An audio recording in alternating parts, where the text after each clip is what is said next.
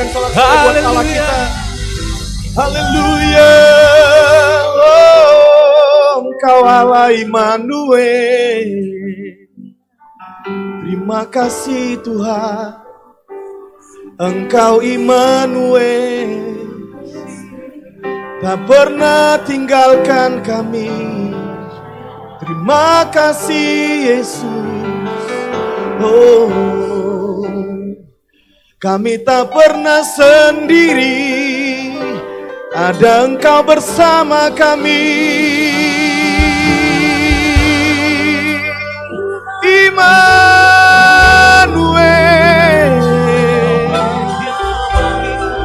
Engkau Immanuel. Engkau kekuatan kami. Dalam kesesakan, dalam pergumulan, Engkau tetap bersama kami. Terima kasih. Oh, terima kasih Tuhan. Pujian ini mengingatkan kami Engkau gak pernah tinggalkan kami. Mungkin hari ini ada di antara umatmu sedang mengalami pergumulan yang berat. Keadaan yang tidak mudah. Tapi pagi ini kami dikuatkan Engkau Immanuel buat kami. Ada kalanya kami lupa ada Tuhan bersama kami. Kami mau tanggung semua beban kami sebab kami kadang lupa kehadiran-Mu dalam kehidupan kami. Tapi siang ini Roh Kudus, kami serahkan semua dalam tangan-Mu. Engkau bersama kami, Engkau beserta kami untuk menanggung semua beban kehidupan kami. Supaya Engkau mau tolong kami. Engkau menyatakan kemuliaan-Mu buat setiap kami pagi ini Tuhan. Sebabnya lawat kami Roh Kudus, jamah setiap hati kami. Pergumulan, rumah tangga, sakit penyakit, finansial, masa depan, semua kami percaya, semua ada dalam tangan Tuhan. Engkau sanggup pulihkan, Engkau sanggup ubahkan. Karena Engkau Immanuel dalam kehidupan kami. Terima kasih. Sebelum kami mendengar firman-Mu Roh Kudus, bajak hati kami. Biar hati kami menjadi hati yang siap untuk firman-Mu. Firman-Mu kuatkan kami, firman-Mu hiburkan kami, firman-Mu memberikan kami arah. Supaya perjalanan iman kami ya Tuhan tidak terombang-ambing. Kami tahu jelas bahwa Tuhan beserta kami untuk membawa kami kepada tujuan-tujuan ilahi Tuhan. Supaya kami semua anak-anak-Mu, umat-umat-Mu menjadi umat-umat yang finishing well dalam kehidupan. Terima kasih Roh Kudus. Terima kasih. Urapi firman-Mu. Firman-Mu adalah Engkau sendiri. Sejauh umat-Mu membuka hati kepada firman-Mu, firman-Mu sanggup menjadi jawaban buat kami semua. Itu sebabnya teguhkan firman-Mu dengan kuasa, dengan otoritas kerajaan. Sebab hanya firman-Mu menjadi pegangan kami. Kami tempatkan firman Tuhan di atas segalanya. Di atas prinsip apapun. Firman-Mu lebih tinggi dari apapun. Itu sebabnya biar kuasa firman dan otoritas firman itu menjadi bagian kami siang hari ini. Apa yang hamba persiapkan gak ada apa-apanya kalau Roh Kudus Engkau gak mengurapi. Itu sebabnya urapi pemberitaan firman melalui hamba-Mu ini yang tidak ada apa-apanya. Biar firman-Mu itu menjadi kekuatan buat kami. Bahkan menjadi kesembuhan buat tubuh kami. Buat batin kami, buat hati kami. Sebab bagi firman-Mu segala sesuatu mungkin. Terima kasih Bapa. Bagimu segala pujian, hormat, kemuliaan. Di dalam nama Tuhan Yesus Kristus. Saudara yang mengalami Immanuel katakan sama-sama. Amin. Kita berikan tepuk tangan buat Allah kita. Silakan duduk Bapak Ibu Saudara, Shalom. Coba lihat wajah kiri kanannya. Wajah yang bersuka cita, amin. Puji Tuhan. Kita merayakan hari kenaikan Tuhan Yesus ke sorga Bapak Ibu Saudara ya. Dan juga thank you juga buat Bapak Ibu Saudara. Sekalipun ini agak libur panjang tapi saudara bisa hadir. Saya percaya Tuhan memperhitungkan semua apa yang saudara lakukan di dalam Tuhan. Amin. Kita berikan tepuk tangan dulu buat Tuhan kita dan buat saudara semua. Oke, nah hari ini Bapak Ibu Saudara, saya ingin berikan sebuah tema adalah the meaning of the ascension. Tentang kenaikan Tuhan Yesus. Apa sih artinya, apa maknanya buat kita orang yang percaya tentang kenaikan Tuhan Yesus ke sorga. Apa sih artinya Bapak Ibu Saudara? Apakah ini cuma sekedar event yang harus kita rayakan? Atau ada makna di balik dari apa yang terjadi, apa yang kita peringati hari ini? Tapi sebelum saya masuk kepada khotbah saya ingin memberikan beberapa pengumuman dulu kepada saudara. Untuk hari Sabtu besok, Bapak Ibu Saudara, kita ada parenting.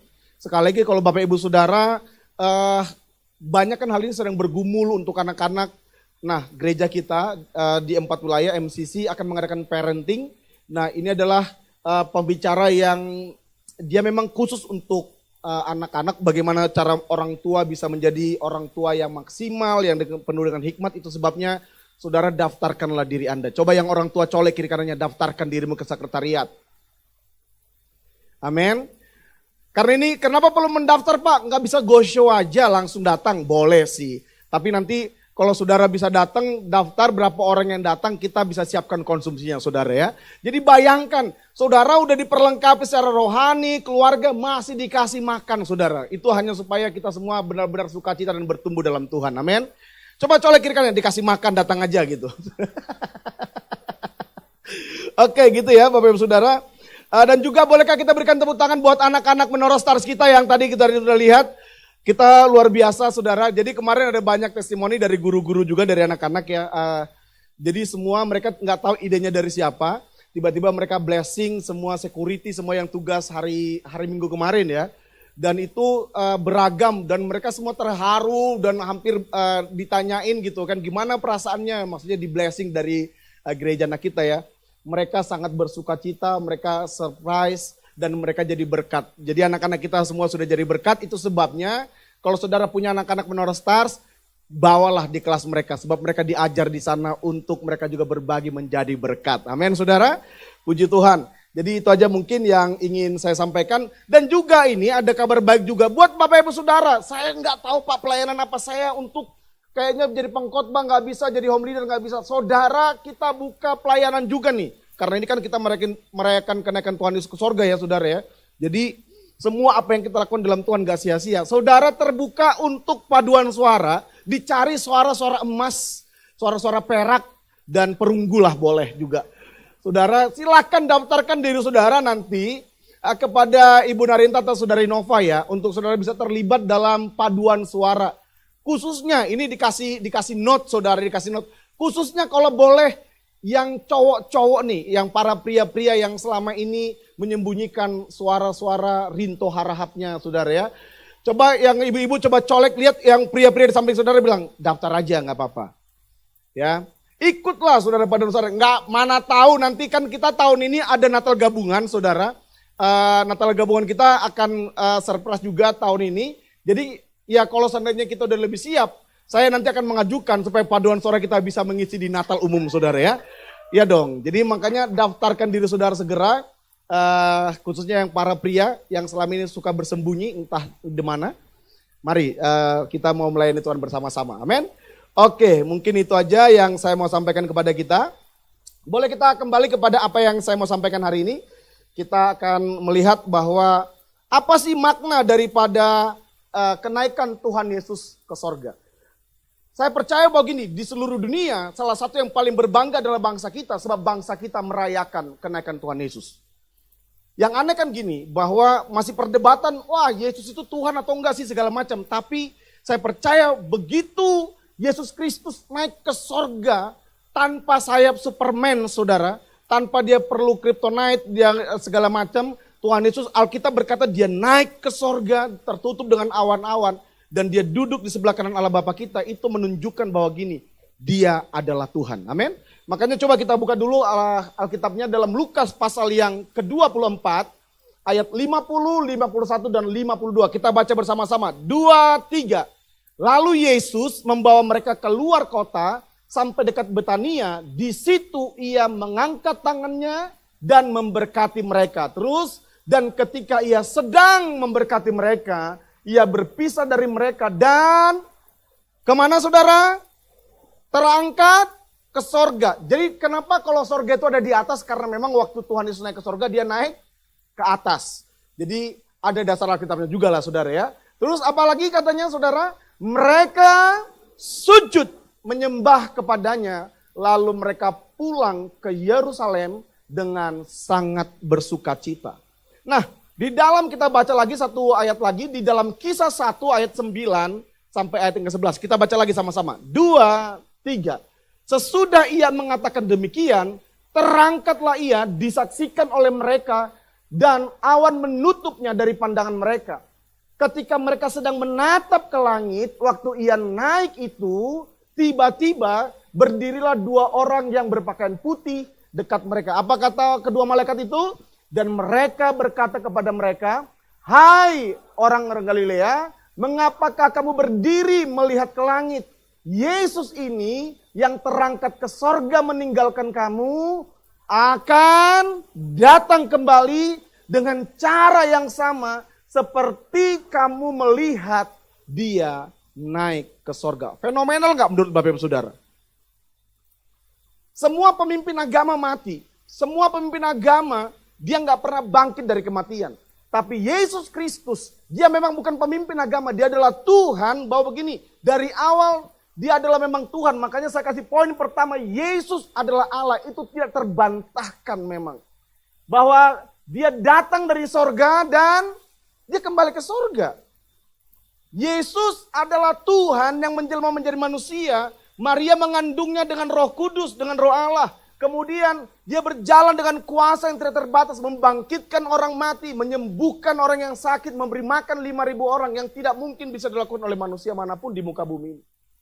Kalau itu ada mujizat, saya percaya terbatas. Tapi Yesus Kristus, kalau saudara melihat dalam kehidupannya, dia dinubuatkan ribuan tahun sebelumnya.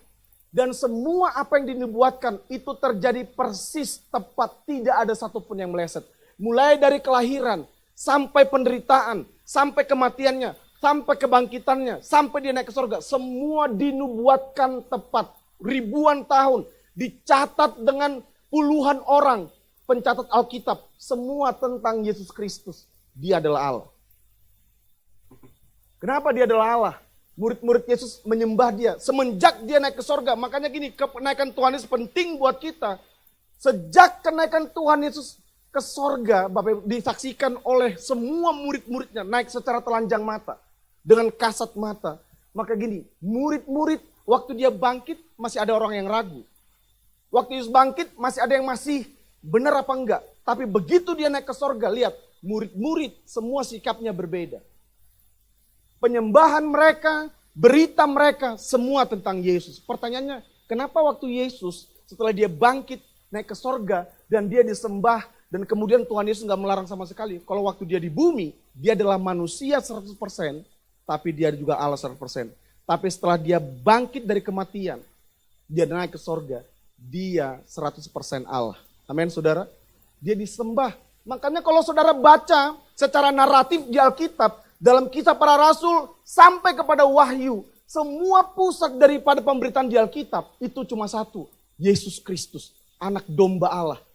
Alkitab berkata begini, bahwa dia adalah Alfa dan Omega. Apa artinya Alfa dan Omega saudara? Awal dan yang akhir. Dia nggak punya awal, dia nggak punya akhir. Dia yang pegang segala sesuatu. Apakah ada manusia di muka bumi ini yang adalah awal dan akhir? Manusia mana di muka bumi ini?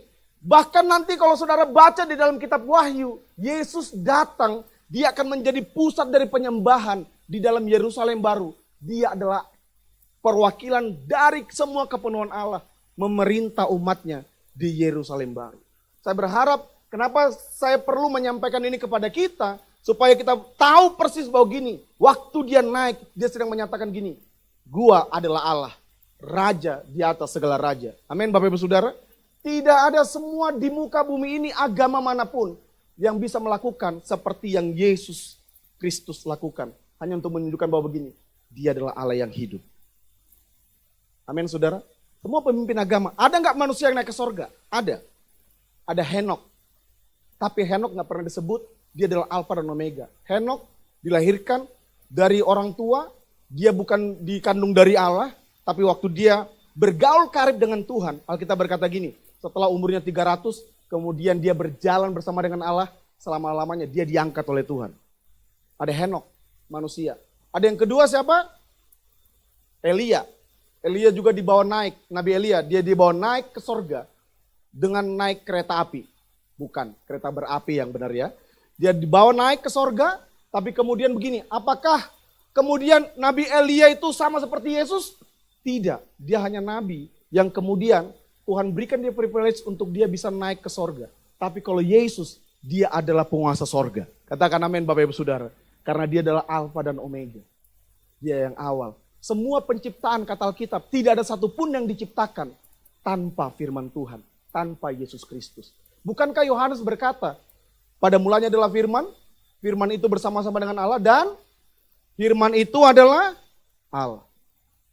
Itu sebabnya saya kutip Wahyu pasal 22, ini yang paling terakhir dari Alkitab saudara. Ini adalah tentang setelah Yesus datang lalu dia memerintah, ini yang paling terakhir.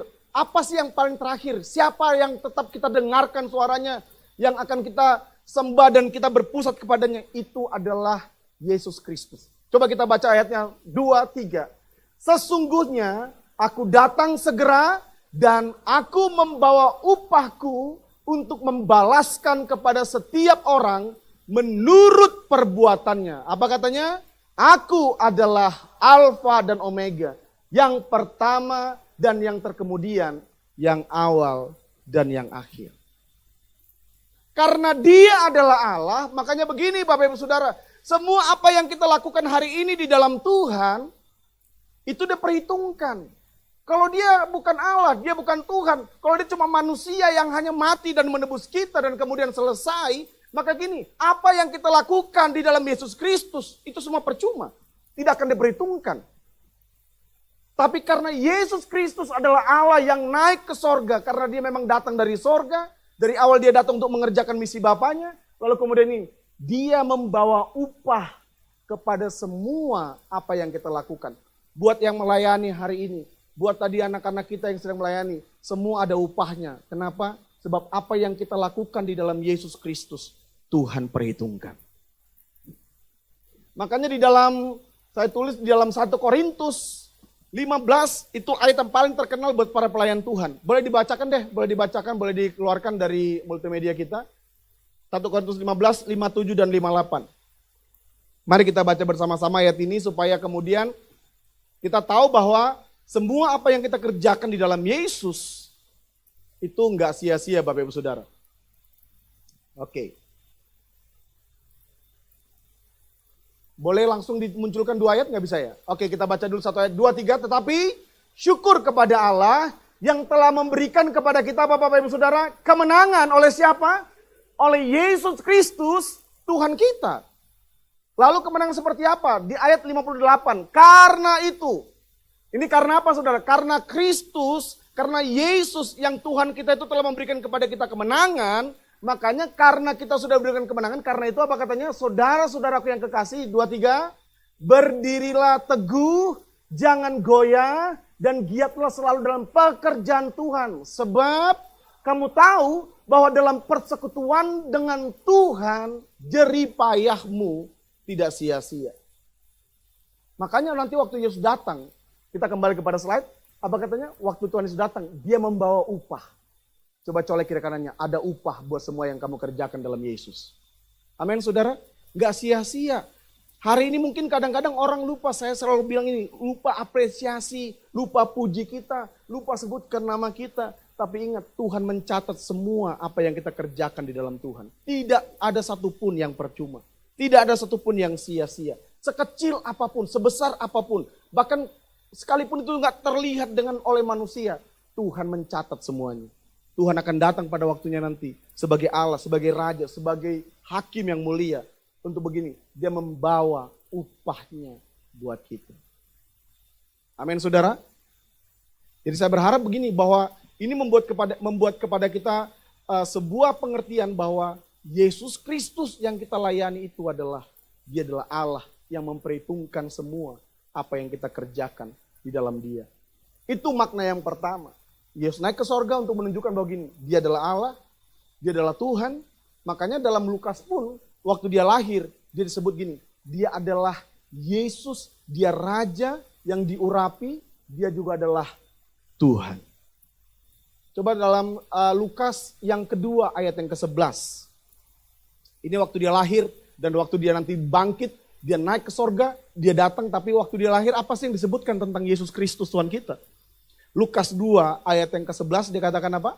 Mari kita baca 2-3. Hari ini telah lahir bagimu juru selamat, yaitu Kristus Tuhan di kota Daud. Memang dari awal dia diperkenalkan, dia sebagai Tuhan, dia sebagai juru selamat, dia adalah raja yang diurapi. Dia Mesias, dia Kristus, raja di atas segala raja. Oke, kita kembali kepada slide. Itu pengertian yang pertama, Yesus Kristus adalah Allah, dia adalah Tuhan, dia penguasa tunggal dalam kehidupan kita. Nah, apa makna yang berikutnya? Bahwa makna yang berikutnya adalah begini, bahwa era baru telah dimulai. Coba bilang sama-sama, era baru. Apa itu? Coba kita baca dalam firman Tuhan. Dalam Yohanes 20 ayat 21 kita baca 2-3. Maka kata Yesus sekali lagi, damai sejahtera bagi kamu, sama seperti Bapa mengutus aku, demikian juga sekarang aku mengutus kamu. Terus satu ayat lagi kita baca dalam Matius 28. 2-3. Yesus mendekati mereka dan berkata, kepadaku telah diberikan segala kuasa. Siapa yang pegang kuasa di sorga dan di bumi, Bapak Ibu Saudara? Apakah ada manusia di muka bumi ini yang pegang kuasa di sorga dan di bumi? Alkitab yang berkata bahwa semua kuasa di sorga dan di bumi telah diberikan kepada Yesus Kristus Tuhan kita. Dia pemegang semua otoritas di muka bumi ini. Bukan cuma di bumi, di mana juga? Di sorga juga. Terus apa katanya? Karena itu, pergilah, jadikanlah semua bangsa muridku dan baptislah mereka dalam nama Bapa dan Anak dan Roh Kudus. Dan ajarlah mereka melakukan segala sesuatu yang telah kuperintahkan kepadamu. Dan apa Bapak Ibu Saudara? Ketahuilah, aku menyertai kamu senantiasa sampai kepada akhir zaman. Dia Immanuel dalam kehidupan kita. Nyanyian tadi menjadi nyata bahwa begini, kita nggak pernah sendirian. Yesus naik ke sorga, tapi kita nggak sendirian. Dia tetap menyertai kita. Dan kita juga nanti mengerti bahwa gini, dia naik ke sorga supaya era baru dimulai. Era gereja Tuhan. Maka saya sebutkan gini, ini waktunya untuk gereja Tuhan mengerjakan amanat agung. Berarti ini sekarang eranya siapa Bapak Ibu Saudara? Eranya siapa? Gereja Tuhan. Siapa gereja Tuhan itu? Saya dan saudara. Colek dulu, jangan-jangan dia nggak tahu. Gereja itu bukan MCC Selipi Bapak Ibu Saudara. Gereja itu bukan MCC Kuitang, bukan MCC BSD. Yes, itu gedung gereja. Tapi gereja yang sebenarnya adalah semua orang yang dipanggil keluar dari kegelapan menjadi percaya kepada Yesus Kristus. Itu adalah gereja Tuhan yang sebenarnya. Jadi colek, tolong colek kiri kanannya agak goncang sedikit, katakan kamu adalah gereja. Berarti kalau kita gereja berarti eranya siapa sekarang ini? Eranya saya dan saudara. Ini waktunya gereja Tuhan bangkit untuk mengerjakan amanat agung. Kita perlu bangkit, apa sih yang kita perlu kerjakan? Memuridkan, memberitakan Injil, kabar baik, mission in action, home for harvest. Semua ini adalah bagian daripada gini. Kita menggenapi, kita sedang mengerjakan apa yang menjadi amanat agung Tuhan. Amin Bapak Ibu Saudara. Makanya ini kalau kita benar-benar gereja Tuhan, kita nggak akan hidup untuk diri kita sendiri. Kalau kita gereja Tuhan, harusnya kita begini, kita menjadi representatif dari Kristus di muka bumi ini. Yesus naik ke sorga, lalu bagaimana dunia ini bisa melihat Yesus, ketemu dengan Yesus yang sudah naik ke sorga. Dunia bisa melihat Yesus dari kehidupan saya dan saudara. Dunia ini tidak akan baca Alkitab. Dunia tidak bisa membaca Alkitab, mereka tidak baca Alkitab, mereka baca kehidupan orang-orang yang percaya kepada Yesus. Pertanyaannya waktu dunia melihat kita, apa yang mereka baca? Makanya dalam 2 Korintus 3 ayat 2 dan 3 dikatakan bahwa kita ini, semua kita yang percaya kepada Kristus, jemaat Tuhan harusnya menjadi suratan yang terbuka, yang bisa dibaca oleh semua orang di sekitar kita, oleh dunia ini tentang Yesus Kristus. Apakah kita sudah memancarkan Yesus dalam kehidupan kita? Apa yang dunia baca? Jangan sampai begini, jangankan dunia yang orang baca, kita nggak bisa terbaca juga, di tengah-tengah kita juga kita nggak bisa terbaca, kita gagal untuk menyatakan Yesus Kristus dalam kehidupan kita. Makanya Tujuan dari kekristenan yang sejati itu bukan masuk surga Bapak Ibu Saudara. Tujuan dari kekristenan itu adalah gini, kita menjadi serupa dan segambar dalam Kristus dan kita kemudian memerintah di dunia ini. Amin Bapak Ibu Saudara. Itu tujuan kekristenan. Kenapa kita perlu segambar dan serupa dengan Yesus? Supaya kemudian begini, supaya dimanapun kita berada, keluarga kita, kehidupan kita, pekerjaan kita, bisnis kita, pelayanan kita bisa menyatakan Yesus yang sudah naik ke surga itu, yang udah gak kelihatan di muka bumi itu bisa nampak kelihatan dari kehidupan saya dan saudara. Amin Bapak Ibu Saudara. Siapa yang kita representasikan hari ini? Apakah kita udah melayani Tuhan, kita udah menjadi percaya kepada Yesus bertahun-tahun, puluhan tahun, 20 tahun, 30 tahun, tapi gini, kita gagal untuk menyatakan rupa Kristus. Jangankan kepada dunia, di keluarga kita gagal. Kepada suami kita, kepada istri kita, kepada anak kita, kepada orang tua kita gagal jangan-jangan untuk menyatakan gini, bahwa ada Yesus dalam diri kita. Yesus naik ke sorga, supaya kemudian begini, gereja Tuhan, murid-murid bergerak, merekalah yang menjadi perpanjangan tangan Tuhan. Makanya kita berkata bahwa tadi yang kita baca itu saudara, aku mengutus kamu. Coba bilang sama, aku mengutus kamu. Siapa yang ngutus kita? Yesus. Yesus bilang gini, sama seperti Bapa mengutus aku, dan sekarang aku naik ke sorga, aku sekarang mengutus kamu untuk mengerjakan pekerjaan Bapa di muka bumi ini. Makanya sebenarnya tugas utama kita boleh mungkin nggak terlalu pintar teologinya, is okay. Tapi kita harus pintar menyatakan pribadi Yesus buat orang-orang sekitar kita. Makanya gereja Tuhan itu harusnya yang paling utama adalah menjadi representasi Yesus di muka bumi ini. Teman-teman pekerjaan kita yang jauh dari Tuhan, mereka nggak baca Alkitab. Tapi harusnya begini, mereka bisa lihat Yesus dari hidup kita. Mereka bisa baca Yesus dari hidup kita harusnya. Nah, dengan kenaikan Tuhan Yesus ke sorga ini, punya makna kepada saya dan saudara adalah, ini waktunya untuk kita bangkit. Bangkit untuk menyatakan Yesus yang berdiam dalam diri kita. Immanuel yang menyertai kita. Itu harusnya kita nyatakan.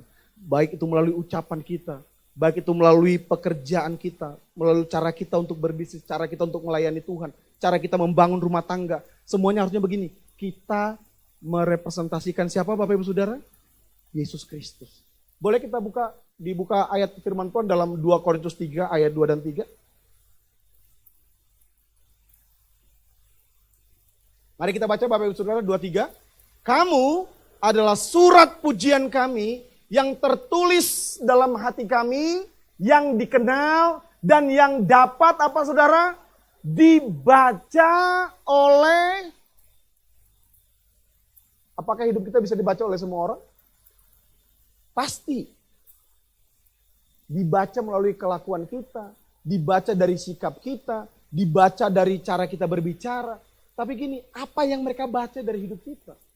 Apa yang mereka baca? Apakah mereka begitu melihat kehidupan kita, membaca hidup kita?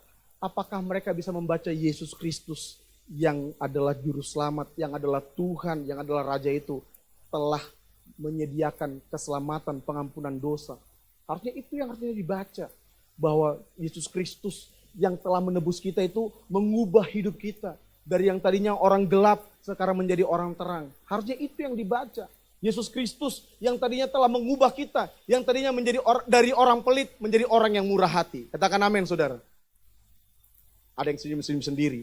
Geli sendiri nih, benar gak sih? Tapi harusnya kan itu yang harusnya dibaca dalam hidup kita Bapak Ibu Saudara. Kalau saudara udah bilang, saya melayani Tuhan, kita bekerja, kita udah percaya Yesus, kita kebaktian, rajin, gak ada absennya. Tapi kalau gak ada sesuatu yang bisa dibaca tentang Yesus dari hidup kita, kita gagal menjadi gereja Tuhan. Di ayat yang ketiga, apa katanya? Kita baca bersama-sama, 2-3. Karena telah ternyata bahwa kamu adalah surat Kristus yang ditulis oleh pelayanan kami, ditulis bukan dengan tinta, tetapi dengan apa Bapak Ibu Saudara? Dengan roh dari Allah yang hidup. Bukan pada loh-loh batu, melainkan pada loh-loh daging, yaitu di dalam hati manusia. Berarti harusnya begini, setiap kita yang hadir hari ini adalah surat terbuka yang harusnya bisa dibaca oleh orang dunia dan kemudian mereka menemukan Yesus di dalam diri kita. Amin. Dan saya berdoa begini, kita pasti akan gagal. Bagaimana caranya kita bisa menghidupi Yesus yang adalah Tuhan 100% dan manusia 100%, memang itu nggak mudah. Itu pasti kita akan gagal dengan kekuatan kita. Itu sebabnya sebelum Yesus naik ke sorga, kita kembali kepada slide. Sebelum Yesus naik ke sorga, dia memberikan sebuah perintah kepada murid-murid. Bolehkah dibukakan di dalam Kisah 1 ayat yang ke-7, kita mulai. Di Kisah Rasul 1 ayat yang ke-7, Bapak Ibu Saudara. Ini makanya sebuah perintah dari Tuhan Yesus sebelum dia naik ke sorga, dia berikan sebuah perintah kepada murid-muridnya.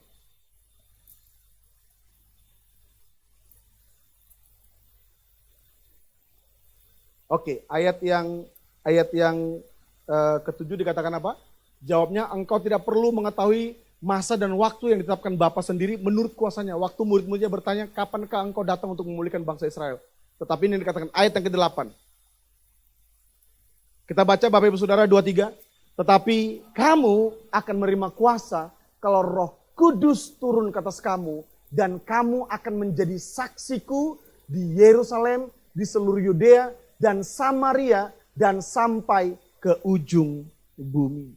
Alkitab berkata gini bahwa murid-murid tidak akan pernah bisa mengerjakan kehendak Bapa kalau mereka tidak dipenuhi dengan pribadi Roh Kudus. Makanya Bapak Ibu Saudara, kalau kita baca di dalam Lukas pasal 24, kalau kita kembali nanti, Yesus melarang murid-murid pergi untuk memberitakan Injil, untuk memuridkan. Mereka dilarang oleh Tuhan Yesus untuk langsung pergi mengerjakan misi sebelum mereka penuh dengan Roh Kudus. Karena kalau tanpa Roh Kudus, kita pasti akan gagal. Kedagingan kita nggak mungkin bisa mengerjakan apa yang rohani dari Tuhan. Makanya gini, waktu Roh Kudus datang, supaya gini, Roh Kudus yang adalah pribadi Tuhan juga, itu memenuhi kita. Supaya semua yang lahir dari kehidupan kita, itu adalah gini, lahir dari Tuhan, bukan dari kedagingan kita. Makanya kita nggak jadi sombong. Kita nggak akan jadi merasa besar kepala kalau kita melayani Tuhan. Kita akan berkata gini, kalau saya bisa melakukan ini, itu karena Roh Kudus dalam diri saya. Amin. Kita pasti gagal tanpa Roh Kudus. Kita akan gagal menjadi representasi dari Tuhan. Kita kembali ke slide. Kita akan gagal untuk merepresentasikan Tuhan dalam kehidupan kita tanpa Roh Kudus penuhi kita.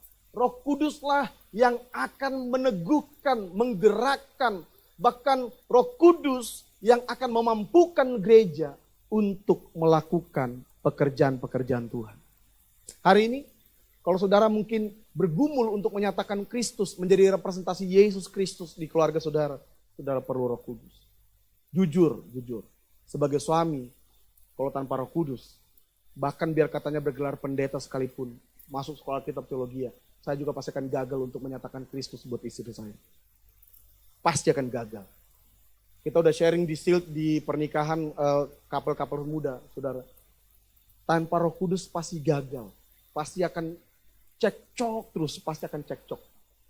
Makanya saya bilang sama istri saya, kalau ada cek, kamu gak usah cok, kamu langsung cairkan aja, itu lebih bagus. Tapi memang sampai hari ini belum ada ceknya juga sih, saudara. Cuma ada coknya kebanyakan. Tapi jujur, kita akan gagal sebagai istri, saudara akan gagal untuk menyatakan Yesus kepada suamimu dengan kekuatan sendiri. Kita pasti akan, kesabaran manusia terbatas, kasih manusia terbatas. Sampai gini, Roh Kudus memenuhi kita, Roh Kudus mengurapi kita. Kemudian ada kekuatan dari Tuhan yang memampukan kita tetap berbuat baik, mengasihi, menghormati suami. Amin, ibu-ibu. Sebagai anak kita pasti akan gagal untuk hormat, taat kepada orang tua dengan kekuatan kita. Apalagi kadang-kadang mungkin anak-anak muda lebih tahu, lebih update, lebih informasinya lebih banyak daripada orang tua. Tapi tetap begini, gimana caranya anak muda tetap bisa hormat, respect orang tuanya, taat kepada orang tuanya. Karena begini, ada Roh Kudus yang memenuhi anak-anak muda. Sehingga sekalipun dia mungkin lebih pintar, lebih tahu dari orang tuanya, dia tetap tahu bahwa begini, orang tua saya pegang otoritas dalam hidup saya. Cuma Roh Kudus yang mampu melakukan. Cuma Roh Kudus yang memampukan kita untuk bisa berkorban, melayani tanpa pamrih, tanpa cari nama. Kita melakukan di balik layar. Cuma Roh Kudus yang mampu melakukannya. Bukan dengan kekuatan kita. Itu sebabnya hari ini Bapak Ibu Saudara, di momen kenaikan Tuhan Yesus kita peringati hari ini kenaikan Tuhan Yesus. Dia naik 2000 tahun yang lalu. Maknanya kepada kita adalah begini. Ini waktunya buat gereja Tuhan. Untuk kita melakukan apa yang menjadi amanat agung Tuhan. Tapi percayalah kita tidak mungkin bisa melakukannya dengan kekuatan kita. Kita perlu kuasa Roh Kudus memenuhi kita. Mulailah pelayanan yang terbaik itu selalu dimulai dari keluarga kita. Walaupun yang paling tersulit juga adalah keluarga kita. Benar nggak Bapak Ibu Saudara? Kadang-kadang kita lebih gampang melayani orang yang di luar daripada di keluarga. Karena memang Alkitab udah kasih tahu kan, seorang nabi tidak dihargai di mana saudara? Di keluarganya memang. Makanya kadang istri saya juga kurang menghargai suaminya juga kadang-kadang. Karena itu udah Alkitabiah. Mau bilang apa lagi saya? Biar saya gembala pendeta juga sama Bapak Ibu Saudara. Kalau udah di rumah, ya udahlah. Yesus aja nggak dihargai katanya di rumahnya. Benar nggak sih? Lalu siapa saya, ya kan? Jadi kita perlu Roh Kudus. Makanya saya selalu berdoa, Tuhan urapi dia dengan Roh Kudus. Penuhi dia Roh Kudus. Supaya kita bisa terus berjalan bersama-sama. Jadi kalau ada suami-suami yang hari ini perlu untuk perubahan di istri, jangan kamu harus ABC. Doakan Roh Kudus penuhi terus istri saya. Dan sebaliknya juga kalau istri-istri bergumul buat suami, udah doakan dia penuh Roh Kudus. Hanya Roh Kudus yang mampu mengubah kita.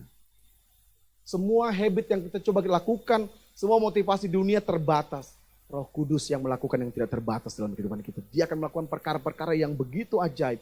Waktu Roh Kudus memenuhi, ini yang terjadi. Murid-murid yang tadinya penakut, mereka tadinya peragu. Coba lihat ya, cara mereka mati itu sangat ekstrim. Semua murid-murid, rasul-rasul Yesus, matinya mereka ekstrim. Ada yang digoreng. Cuma mungkin hanya Rasul Yohanes, dia digoreng, tapi dia tetap dianiaya, dia digoreng dengan minyak panas, dia nggak mati. Karena nggak mati-mati, lalu kemudian gini, udah deh diasingkan aja di Pulau Patmos. Dan di Pulau Patmos lah Tuhan wahyukan kepada dia kitab wahyu kepada kita. Semua, ada yang disalibnya terbalik, ada yang disalibnya X, ada yang dipanah, ada yang ditarik dengan kuda sampai matinya, ada yang dibunuh dengan pedang. Semua rasul-rasul yang percaya kepada Yesus, waktu Yesus naik ke sorga, mereka nggak lagi memikirkan diri mereka. Mereka berkorban demi kerajaan di nama Yesus. Karena satu hal begini, semua apa yang mereka lakukan diperhitungkan oleh Tuhan. Mereka tahu mereka nggak sendirian.